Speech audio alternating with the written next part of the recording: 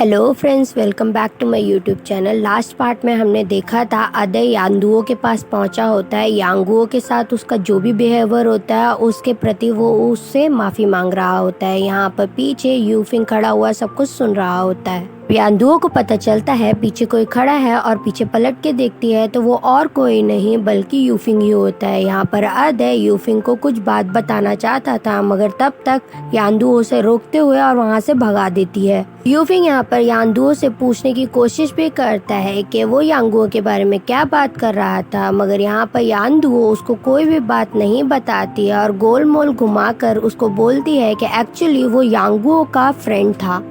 यांगुओ से उसकी बहुत दिनों से बात नहीं हुई है इसलिए वो उसके साथ बात करना चाहता था। कुछ दिनों पहले इन दोनों की बहुत बुरी वाली लड़ाई भी हुई थी, उसके लिए वो माफी मांग रहा था। ना बोलते ही यांगुओ वहाँ से चली जाती है। यहाँ हमें पता चलता है यूफिंग को थोड़ी बहुत बातें सुनाई दे चुकी होती हैं। अगले सीन में हमें दिखाते हैं कि केजोंग यांगुओ को लेके किसी के पास पहुंचा होता है। एक्चुअली केजोंग की मॉम केजोंग का रिश्ता कहीं तय करना चाहती थी। केजोंग को ये बात नहीं पता थी। जब वो वहाँ पर मिलने जाता है तब वो सामने देखता है कि बहुत अच्छी सी लड़की उसके बगल में बैठी हुई। यहाँ पर उसकी मॉम बिल्कुल फोर्स करने की कोशिश करती है कि केजोंग उस लड़की से बात करना शुरू कर दे। लड़की के फादर भी इशारों में उसे बता रहे होते हैं कि कैसे उसे केजोंग को कन्विंस करना चाहिए। लड़की अपने फादर के सारे इंस्ट्रक्शन बहुत अच्छे से फॉलो कर रही होती है। एक्चुअली उसके फादर ने बोला होता है कि वो केजोंग को अपने हाथ से सर्व करे। लड़की जैसे जैसे केजोंग को कुछ न कुछ सर्व करती जा रही थी वैसे वैसे केजोंग उसको उठाकर यांगुओ की प्लेट में रख देता था और बोलता था, यांगुओ तुम इसे टेस्ट करके मुझे बताओ कि कैसा लग रहा है। तब जब वो लड़की केजोंग को कुछ भी सर्व करती थी वो वहाँ से उठाकर यांगुओ की प्लेट में रख देता था और यांगुओ को बोलता था, तुम्हें इसकी बहुत ज्यादा जरूरत है, तुम इसको टेस्ट करके बताओ कैसा लग रहा है। जब बार बार केजोंग अपनी हरकतों से बाज नहीं आ रहा होता है और बार बार यांगुओ को सर्व कर रहा होता है जो भी खाना वो लड़की सर्व कर रही होती है केजोंग को, तो यहाँ पर केजोंग की मॉम को गुस्सा आ जाता है और वो बीच में से केजोंग के हाथ में से वो खाना ले लेती है और वो खुद ही खा लेती है। कहती है ये मेरे को बहुत पसंद आया। दूसरे सीन में हमें दिखाते हैं यूफिंग सारी डॉट्स को कनेक्ट करने की कोशिश कर रहा होता है कि क्या यांगुओ सच में ही लेस्बियन है भी कि नहीं। यूफिंग यांगुओ से डायरेक्ट बात करने की कोशिश करता है मगर उसका फोन बंद आ रहा होता है इसलिए वो लॉरेंस के ऑफिस में कॉल करके पूछता है कि लॉरेंस और यांगुओ कहाँ पर है। यहाँ से यूफिंग को पता चलता है कि लॉरेंस और यांगुओ दोनों लॉरेंस के होम टाउन पहुंचे हुए हैं। अगले सीन में हमें दिखाते हैं जब केजोंग की मॉम दोनों को साथ में टाइम बिताने के लिए बोलती हैं तो यहाँ पर केजोंग फिर से यांगुओ को अपने साथ लटका लेता है। यांगुओ यहाँ पर नेचर को बहुत ज़्यादा एंजॉय कर रही होती है और केजोंग को बहुत ज़्यादा तारीफ करके बता रही होती है कि ये नेचर में हमको क्या क्या करना चाहिए। यहाँ पर वो लड़की यांगुओ से बहुत ज़्यादा फ्रस्ट्रेटेड फील करने लगती है। थोड़ी देर बाद वो लड़की बोट को रुकवाती है साइड में और बोलती है, मुझे कुछ काम याद आ गया है, मैं अभी थोड़ी देर बाद मार्केट से लौट के आती हूँ। यहाँ पर केजोंग भी यांगुओ को समझाता है कि मुझे भी बहुत इम्पोर्टेंट काम आ गया है, क्या तुम इसे संभाल सकती हो, मैं वापस जरूर से आऊँगा। इतना बोलते ही केजोंग भी वहाँ से चला जाता है। थोड़ी देर बाद हमें दिखाते हैं कि वो लड़की वापस आती है और यांगुओ से पूछती है कि केजोंग कहाँ चला गया है। तो यहाँ पर यांगुओ उसको सब कुछ सच सच बता देती है। उस लड़की को बिल्कुल भी अच्छा नहीं लगता है क्योंकि वो आई तो केजोंग के लिए ही होती है ना। अगले सीन में हमें दिखाते हैं केजोंग और कहीं नहीं बल्कि हुईफैंग के पास ही पहुंचा होता है।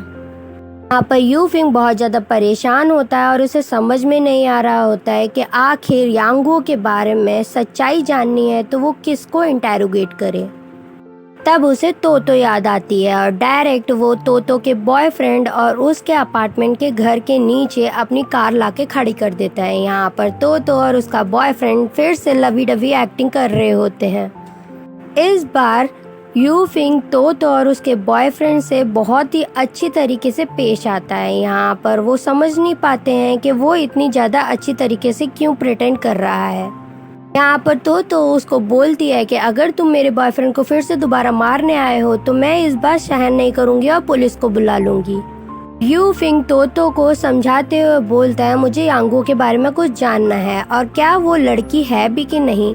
यांगुओ के बारे में जब वो पूछ रहा होता है तो तोतो को पहले समझ में नहीं आता है कि क्या उसको सच्चाई बता देनी चाहिए। फिर ये दोनों आपस में डिस्कस करने लगते हैं कि इसको सच्चाई पता तो नहीं चल गई है। तो यहाँ पर यूफिंग को कोई भी बात नहीं बता रही होती है। तो यहाँ पर यूफिंग एक चाल खेलता है। वो यहाँ पर अदे का नाम बोलता है और बोलता है कि एक्चुअली तुम्हारे फ्रेंड का बॉयफ्रेंड आया था। इतना ही सुनने की देर थी यहाँ पर तो सब कुछ उगल देती है और बोलती है उसकी हिम्मत कैसे हुई यांगुओ से दोबारा पैचअप करने की। तोतो के मुंह से ये वर्ड्स सुनकर यूफिंग बहुत ज़्यादा खुश हो जाता है और एंजॉय करने लगता है। यहाँ पर वो इन दोनों को वेल विशेस देकर निकल जाता है। तोतो को कुछ भी नहीं समझ में आता है कि यूफिंग ऐसे रिएक्ट क्यों कर रहा है। वो अदे को कॉल करके उसको गालियाँ सुनाना शुरू कर देती है। अगले सीन में हमें दिखाते हैं हुईफैंग की बहुत ज़्यादा तबीयत खराब होती है और उसके बगल में केजोंग बैठा होता है। वहीं पर केजोंग के फ़ोन पर यूफिंग कॉल करके उसे बताता है कि मैं कल तुम्हारे घर आ रहा हूँ। केजोंग को यूफिंग से ये भी पता चलता है कि वो हुईफैंग के लिए नहीं बल्कि यांगुओ के लिए वापस आ रहा है। यहाँ पर यांगुओ को नाम सुनते ही हुईफैंग भी उठ के बैठ जाती है। वो केजोंग से पूछने की कोशिश करती है कि क्या यूफिंग यांगुओ से मिलने के लिए आ रहा है। हुईफैंग को जब सच्चाई का पता चलता है तो उसे बहुत ज़्यादा बुरा लगता है। वो केजोंग के गले लगकर बहुत ज़्यादा रोती है। यहाँ पर केजोंग को हुईफैंग का रोना बिल्कुल भी अच्छा नहीं लग रहा होता है। अगले सीन में हमें दिखाते हैं यांगुओ को केजोंग जब बोल के गया होता है कि मैं वापस ज़रूर से आऊँगा तो वो उसका वहीं पर इंतज़ार करते करते थक गई होती है। उसे बहुत ज़्यादा भूख भी लग रही होती है तो वो यूफिंग की टॉफ़ी निकाल के एंजॉय करके खाना शुरू कर देती है। यांगुओ को जब केजोंग का घर नहीं पता होता है तो उसको पुलिस वाले केजोंग के घर तक छोड़ने जाते हैं। वहीं पर केजोंग की मॉम यांगुओ को बहुत ज़्यादा गुस्सा करके सुनाना शुरू कर देती हैं। पहले तो वो यांगुओ के ऊपर गुस्सा करना शुरू कर देती हैं कि वो केजोंग और उस लड़की की डेट पे क्यों गई थी उन लोगों के साथ। यहाँ पर यांगुओ ने बताते हुए बोलती है कि मैं नहीं गई थी बल्कि केजोंग मुझे ज़बरदस्ती लेके गया था अपने साथ। बताते बताते यांगुओ यहाँ तक बता देती है कि केजोंग अपनी डेट पे से बीच में से ही गायब हो गया था। यहाँ पर उसकी मम्मी को जब ये पता चलता है तो वो यांगुओ को और सुनाना शुरू कर देती हैं कि ज़रूर तुम्हारी वजह से ही वो गायब हुआ होगा। यांगुओ को जैसे ही वो और कुछ सुनाने वाले ही होती हैं वैसे ही वहाँ पर केजोंग आ जाता है और यहाँ पर वो यांगुओ को बचा लेता है अपनी मॉम से। केजोंग की मॉम उसके ऊपर बहुत ज़्यादा गुस्सा करती हैं और यहाँ पर यांगुओ भी सब कुछ खड़ी हुई सुन रही होती है। केजोंग उनको बताता है कि मैं हुईफैंग से मिलने गया था। केजोंग की मॉम को जब ये पूरी बात पता चलती है तो वो केजोंग के ऊपर गुस्सा करना शुरू कर देती हैं कि हुईफैंग के लिए तुमने अपनी ज़िंदगी बर्बाद कर दी है और वही वो लड़की थी जिसने यूफिंग के लिए केजोंग को छोड़ दिया था। केजोंग को इतना सब कुछ समझाने के बाद और गुस्सा करने के बाद उसकी मॉम वहाँ से चली जाती हैं। यहाँ पर केजोंग यांगुओ से माफ़ी मांगता है और बोलता है मेरी मॉम ने तुम्हें बहुत कुछ सुनाया ना आज। यहाँ पर यांगुओ केजोंग से बोलती है कि कोई बात नहीं, उनको तुम्हारी फिक्र थी इसलिए उन्होंने मुझे सुना दिया। अगले सीन में हमें दिखाते हैं यांगुओ ने पूरे रास्ते कुछ नहीं खाया होता है। यहाँ पर केजोंग की मॉम ने भी उससे खाने के बारे में नहीं पूछा होता है तो उसको भूख बहुत ज़ोर से लग रही होती है। आगे रखा हुआ टिश्यू पेपर का डिब्बा यांगुओ को केक की तरह लग रहा होता है। वो धीरे धीरे उस डिब्बे की तरफ बढ़ती है और टिश्यू पेपर को अपने मुंह में जैसे ही लेती है वैसे ही केजोंग गेट खोल देता है। यांगुओ को केजोंग टिश्यू पेपर खाते देख वो भी शॉक हो जाता है कि ये यांगुओ क्या कर रही है। वहाँ पर वो समझ जाता है कि यांगुओ को भूख बर्दाश्त नहीं होती है। यांगुओ को वो खाना देता है और बोलता है मेरी मॉम ने तुम्हें डिनर के लिए नहीं पूछा था ना, इसलिए मैं तुम्हारे लिए खाना लेके आया हूँ। अगले पल हमें दिखाते हैं यूफिंग बहुत सारी तैयारी करके और बहुत सारे चॉकलेट्स का पैकेट लेकर यांगुओ से मिलने जा ही रहा होता है और इमेजिन कर रहा होता है जैसे ही यांगुओ उसको देखेगी तो वो कैसे रिएक्ट करेगी। ये सब जब यूफिंग सोच ही रहा होता है थोड़ी देर बाद यांगुओ का कॉल आता है यूफिंग के पास और वो उसे तुरंत ऑफिस आने के लिए बोलती है। जैसे ही यूफिंग ऑफिस पहुंचता है, वहां पर यान दुओ से बताती है उसके फादर के पीछे फिर से कुछ लोग पड़ गए हैं और उनसे वो पैसा मांग रहे हैं।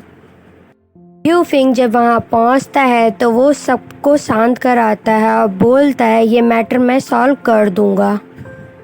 पहले तो यूफिंग यांगुओ के फादर के ऊपर बहुत ज़्यादा गुस्सा करते हैं कि वो अपनी हरकतों से बाज क्यों नहीं आ रहे हैं। यहाँ पर जब यांगुओ के फादर उसको लेम एक्सक्यूजेस देने लगते हैं और अपनी बात पर इंजॉय करके हंसने लगते हैं तो यूफिंग को बहुत ज़्यादा गुस्सा आता है और वो सीरियसली लुक देने लगता है यांगुओ के फादर को। यूफिंग जब यांगुओ के फादर का मैटर सॉल्व कर ही रहा होता है तब वो अपनी टिकट की तरफ नज़र डालता है और बोलता है आज तो मैं टाइम पर नहीं पहुंच पाऊंगा यांगुओ के पास। दूसरे सीन में हमें दिखाते हैं यांगुओ और केजोंग शॉपिंग करने पहुंचे होते हैं। एक्चुअली केजोंग की मॉम ने सिर्फ और सिर्फ केजोंग के लिए दोबारा डेट फिक्स की होती है उस लड़की के फादर के साथ, मगर यहाँ पर केजोंग फिर से यांगुओ को अपने साथ ले जाने के लिए तैयार हो गया होता है। थोड़ी देर बाद हमें दिखाते हैं यूफिंग ने सारी प्रॉब्लम का सल्यूशन एक पेपर में निकाल लिया होता है और वो सबको समझा रहा होता है कि सारी प्रॉब्लम का सल्यूशन क्या है। ये सब काम करते करते यूफिंग की फ़्लाइट ऑलरेडी मिस हो चुकी होती है। अगले सीन में हमें दिखाते हैं कि जोंग और यांगुओ अपने घर पहुंचे होते हैं शॉपिंग करके। यहाँ पर यांगुओ से उसकी मॉम पूछती है कि तुम हमारी पार्टी में नहीं चल सकती हो। केजोंग अपनी मॉम को समझाता है और यांगुओ को अपने साथ ले जाने के लिए अपनी मॉम को मना ही लेता है। अगले सीन में हमें दिखाते हैं यूफिंग एयरपोर्ट पहुंचा होता है। वहां पर कोई भी फ़्लाइट अवेलेबल नहीं होती है। केजोंग की मॉम केजोंग के साथ उन्हीं अंकल से मिलने पहुंची होती है जिनकी लड़की से केजोंग का रिश्ता करवाना चाहती थी केजोंग की मॉम। यहाँ पर केजोंग अपने साथ यांगुओ को भी लेके आया होता है। जैसे ही यांगुओ केजोंग की ड्रेस पहनकर वहाँ पहुँचती है, केजोंग सबको इग्नोर करते हुए यांगुओ के पास पहुँचकर उसकी ड्रेस की तारीफ करना शुरू कर देता है। केजोंग का बिहेवियर यांगुओ के प्रति उन लोगों को अच्छा नहीं लग रहा होता है। यहाँ पर पहले तो केजोंग की मॉम केजोंग को डांटते हुए बोलती है तुम्हें यांगुओ के प्रति ऐसा बिहेवियर रखने की ज़रूरत नहीं है। केजोंग यहाँ पर अपनी मॉम की कोई भी बात नहीं सुनता है और वो यांगुओ को साथ लेकर वहाँ से जाने की करता है। तब तक वो लड़की पीछे से केजोंग को रोकते हुए बोलती है तुमने मेरी बहुत ज़्यादा बेइज्जती कर दी है। यहाँ पर वो लड़की केजोंग के साथ साथ उसकी मॉम को और यांगुओ को भी बहुत कुछ सुना देती है। केजोंग की मॉम उसके फादर को समझाने की कोशिश भी करती है, मगर उनके फादर यहाँ पर केजोंग का बिहेवियर देखकर उनको सॉरी बोलकर वहाँ से चलते बनते हैं। यहाँ पर केजोंग की मॉम फिर यांगुओ को बहुत कुछ सुनाती हैं और वो भी यहाँ से चलती बनती है। यहाँ पर यांगुओ बहुत ज़्यादा उदास होकर बहुत ज़्यादा रो रही होती है। अगले सीन में हमें दिखाते हैं यूफिंग बहुत ज़्यादा कोशिश कर रहा होता है कि उसको कोई ना कोई जल्दी से जल्दी फ़्लाइट मिल जाए, मगर कोई भी फ़्लाइट खाली नहीं होती है, इसलिए उसको कहीं पर भी सीट नहीं मिल रही होती है। यूफिंग सोचता है जब वो यांगुओ से मिलेगा तो कैसे वो उसको ये टॉफ़ीज़ का पैकेट देगा। वहाँ पर यांगुओ बहुत ज़्यादा रो रही होती है। यही इंतज़ार करते करते यूफिंग वहीं पर सो जाता है। थोड़ी देर बाद यूफिंग के पास एयरपोर्ट अथॉरिटी से एक वुमेन आती है और यूफिंग को बताती है कि आपकी टिकट कंफर्म हो गई है। अगले सीन में हमें दिखाते हैं केजोंग और उसकी मॉम के बीच में बहुत ज़्यादा झगड़ा हो रहा होता है और यांगुओ के ऊपर ही ये सब झगड़ा हो रहा होता है और यांगुओ अपने कान लगाकर उनकी बात सुन रही होती है। थोड़ी देर बाद यांगुओ को खींचते हुए ऊपर से केजोंग अपने साथ कहीं लेके चला जाता है और उसकी मॉम पीछे से देखती रह जाती है। अगले पर हमें दिखाते हैं यूफिंग केजोंग के होम टाउन पहुंचा होता है और बार बार उसे कॉल कर रहा होता है। यहाँ पर केजोंग उसका फ़ोन नहीं उठा रहा होता है और मौका पाते ही वो यांगुओ को प्रपोज कर देता है। पहले तो यांगू को समझ में नहीं आता है कि के जोंग क्या बात कर रहा है, मगर थोड़ी देर बाद जब के जोंग बिल्कुल क्लियरली यांगू को प्रपोज करता है तो वो शॉक हो जाती है। यहाँ पर यांगू के जोंग को क्लियरली मना भी नहीं करती है, क्लियरली हाँ भी नहीं बोलती है और उसके साथ रिलेशनशिप में आ जाती है। मगर कहीं ना कहीं यांगू को भी पता होता है कि उसकी फीलिंग के जोंग के लिए टेम्परेरी है। अगले सीन में हमें दिखाते हैं यू फिंग बहुत मुस्कुराते और खिलखिलाते हुए केजोंग के घर पहुंचता है। यहाँ पर केजोंग की मॉम यू फिंग का बहुत अच्छे से वेलकम करती हैं। यू फिंग उनसे पूछता है कि केजोंग और यांगू कहाँ गए हैं, तो उसकी मॉम बताती है कि केजोंग यांगू को लेकर अभी अभी कहीं गया है। यू फिंग यहाँ पर उनके नौकर से पूछता है कि जहाँ पर भी केजोंग और यांगू गए हैं क्या तुम मुझे उस प्लेस तक पहुँचा सकते हो।